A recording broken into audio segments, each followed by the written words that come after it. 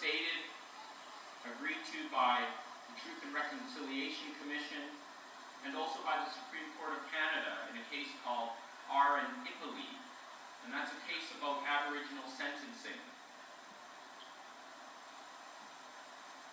And in that decision, they say, quote, Legislature, which is an earlier Supreme Court case, affirms this requirement and recognizes that up to this point, Canadian courts have failed to take into account the unique circumstances of Aboriginal offenders that bear on the sentencing process. Section 718 is intended to remedy this failure by directing judges to craft sentences in a manner that is meaningful to Aboriginal peoples. When sentencing an Aboriginal offender, courts must take judicial notice of such matters as the history of colonialism, displacement, and residential schools, and how that history continues to translate into lower educational attainment, lower incomes, higher unemployment, higher rates of substance abuse and suicide, and of course higher levels of incarceration for Aboriginal people. I would also add higher rates of apprehension by child welfare.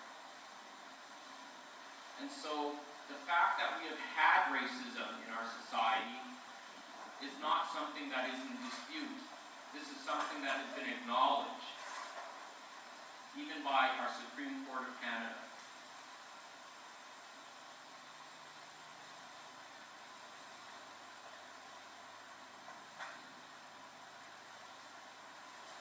In the work that I've done, I have seen a great deal of injustice and wrong to children. I've seen their rights deprived, and mostly this has been by the previous government in Alberta. And those actions have had a devastating effect on children who lost their lives and their families. Some of the actions that I've seen by the government shocked me. For example, early on, in about 15 years, I was doing some work trying to give legal information to the Alberta Association for Services for Children and Families so that they would know what rights young children have, especially children in the care of child welfare. And when the Progressive Conservative government at the time found out that this organization was going to find out about children's rights, which included the right to sue, they threatened that organization that they would lose their $400,000 of government funding. And as a result, that group was intimidated into not finding out the rights of the children, and likely intimidated into never wanting to find out about the rights of the children. And despite this fact that a government employee, who I believe is still employed by the government, threatened a not-for-profit agency to cancel their government funding, she still has a job. Now, when I talked about this to other people, they seem to just have accepted it, that this was the norm, this is what happened in Alberta. And I can't understand how that type of attitude could exist. And it's perhaps that type of attitude exists, which is why we have to have a ceremony like this, looking into the deaths of 775 children.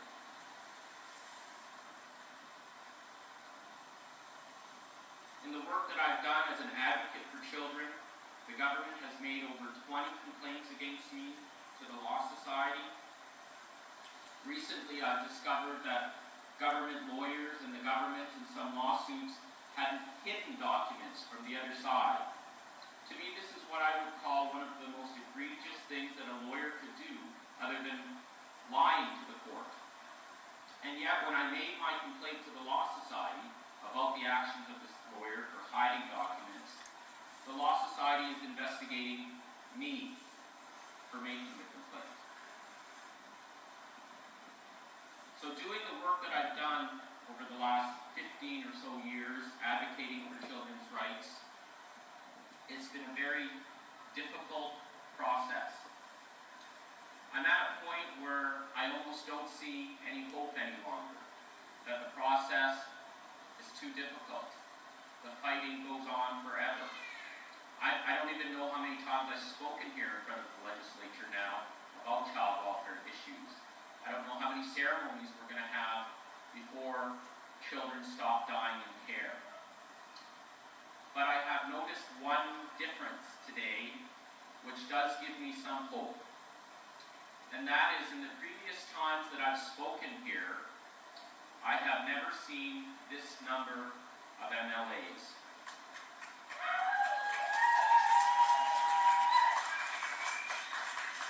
And I thank you for coming and listening, because it's only by finding out about the issues, finding out about the truth, finding out about the bullying that has occurred to parents and the children, and the death of these children, that we will have change.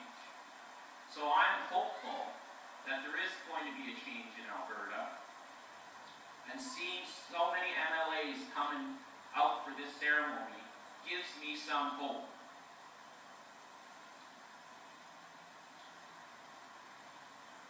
In conclusion, I started out by congratulating Edmonton for the show of support for the death of Constable Woodall.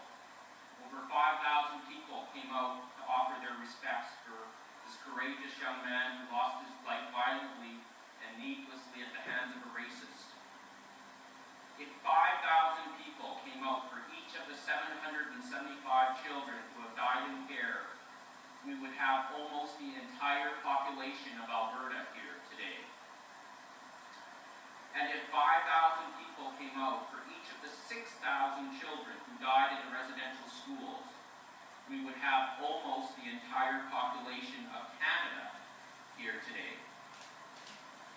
So I thank every one of you who have come out today to honor the memories of the children who have died in care, and for their parents and their families who have suffered such great loss.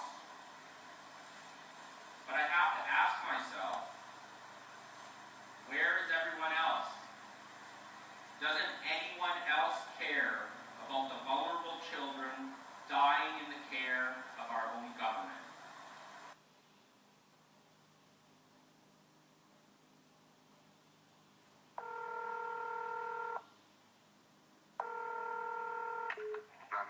Operator 901, where's the emergency? 127 Brinkman. Okay, what's going on there? I'd like to order a pizza for delivery. Ma'am, you reached 911. This is an emergency line. Large with half pepperoni, half mushroom. You know you called 911. This is an emergency line. How long it'll be? Okay, ma'am, is everything okay over there? Do you have an emergency or not? Yes.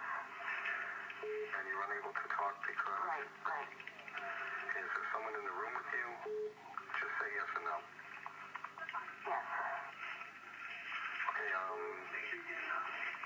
looks like I have an officer about a mile from your location. Are there any weapons in your house? No. Can you stay on the phone with me? No. See you soon. Thank you.